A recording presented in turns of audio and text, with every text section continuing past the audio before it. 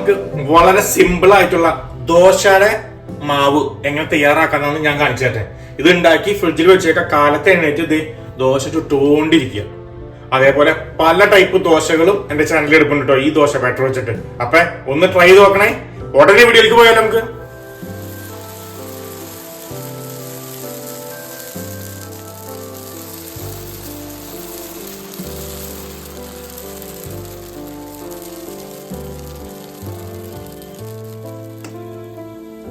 നമുക്ക് ദോശയുടെ മാവ് തയ്യാറാക്കിയാലോ.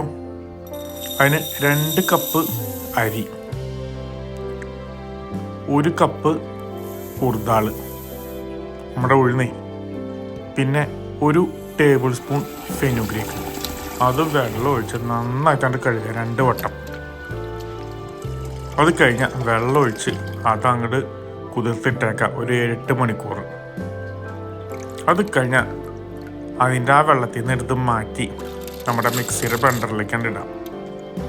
അതിൻ്റെ ഉള്ളിലേക്ക് 1 കപ്പ് ചോറ്, അതുമിട്ട് ഫൈനായിട്ട് നൈസായിട്ട് നമുക്ക് ടേസ്റ്റ് അടിച്ചെടുത്തേക്കാം.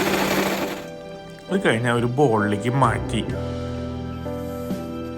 അതിലേക്ക് ആവശ്യത്തിന് ഉപ്പും ചേർത്ത് അങ്ങോട്ട് മിക്സ് ചെയ്യുക. നന്നായിട്ട് മിക്സ് ചെയ്തേക്കണേ, എല്ലായിടത്തേക്കും ഉപ്പായിക്കോട്ടെ.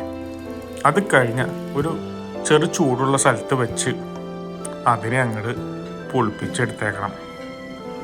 ആ പൊളിപ്പിച്ചെടുത്ത ദോശ ആണ് കിടു ദോശ. പിന്നെ നമുക്ക് കാലത്തെന്നിട്ട് അങ്ങോട്ട് പടപടാന്നും പറഞ്ഞ് ദോശ അങ്ങോട്ട് ചുട്ടേക്കാം. ഈ കാണുന്ന പോലെ ഏത് ടൈപ്പ് ദോശ വേണമെങ്കിലും, ഊത്തപ്പോ നിങ്ങൾക്ക് ഇഷ്ടമുള്ളത് എന്തും വേണമെങ്കിൽ റെഡിയാക്കാം. ഈ ദോശ വെച്ച് തയ്യാറാക്കണ പല റെസിപ്പീസും എൻ്റെ ചാനലിൽ കിടപ്പുണ്ട് കേട്ടോ.